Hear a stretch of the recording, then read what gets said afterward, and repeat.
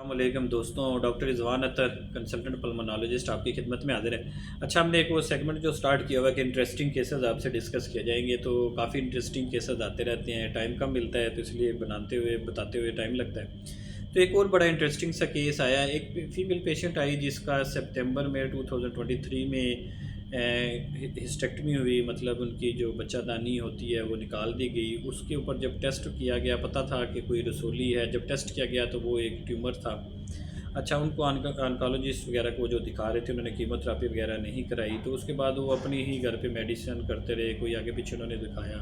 अभी जब वो मेरे पास अली मेडिकल सेंटर फेट में प्रेजेंट किया तो उनकी काफ़ी ज़्यादा सांस की स्पीड काफ़ी ज़्यादा तेज़ थी। और जब देखा तो वो कोई भी हिस्ट्री भी, कोई क्लियर कट हिस्ट्री भी नहीं दे रहे थे उनकी। बस कहते थे ऑपरेशन हुआ और ये और वो इस तरह करके था। मे भी बीमारी इस तरह की होती है तो लोग डिनाइल स्टेज में होते हैं। अच्छा, उसकी ऑक्सीजन सेचुरेशन भी रूम एयर के ऊपर 86% के करीब थी, काफ़ी कम थी। तो उसको जब मैंने क्लिनिकली एग्जामिन किया, देखा तो पता चला इसके तो फेफड़े में एक तरफ काफ़ी ज़्यादा पानी जमा हो चुका है और दूसरे फेफड़े में भी कुछ ऐसी आवाज़ें आई जो पता चल जाता है हमें, जिससे कि बीमारी दूसरे फेफड़े में भी फैली हुई।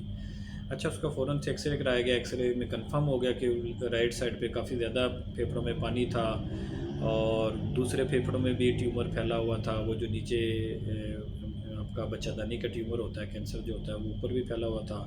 सीटी स्कैन वगैरह कराया, उसमें पता चला जी कि वो फेफड़ों में से होता हुआ आपकी दिल की रगों में भी फैला हुआ है, फेफड़ों की रगें हैं उनमें भी फैला हुआ है, जिगर में भी फैला हुआ है। मतलब विद इन 3 to 4 मंथ के अंदर वो कैंसर अनफॉर्चुनेटली पूरे जिस्म में फैल चुका था। अब ये वो स्टेज है जिसके ऊपर आपके पास बहुत कम ऑप्शन होते हैं। स्टेज 4 है और उसमें आपने अब सोचना है कि पेशेंट के साथ आप क्या करें कि उसकी तकलीफ़ भी ना हो, उसका सांस भी बेहतर हो और आप जितना रिलीफ पेशेंट को दे सकें।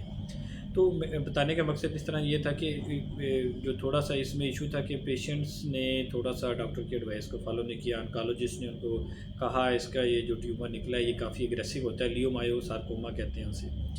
तो ये काफ़ी एग्रेसिव होता है, इसमें सर्जरी से के बाद भी ये फैल जाता है और बाकी एरिया में बड़ी रैपिडली रिस्पांस आता है, तो आप कीमो लें। उन्होंने नहीं ली, उन्होंने जो भी उनकी रीज़न होगी।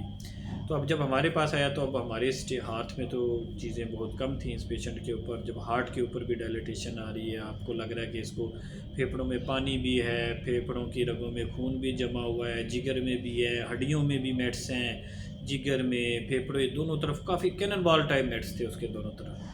तो ऐसे पेशेंट्स में फिर आपके पास ऑप्शन बहुत कम रह जाते हैं। मकसद इस केस का बताने का यही था कि जब आपको इस तरह की कोई डिज़ीज़ डायग्नोज हो तो उसको प्रॉपर चेकअप करा के फॉलोअप रखें, क्योंकि इस पेशेंट ने पिछले 4 मंथ में कोई फॉलोअप नहीं किया। तो होपफुली आपको इस इंटरेस्टिंग केस से भी कुछ सीखने को सबक मिला होगा। बहुत शुक्रिया।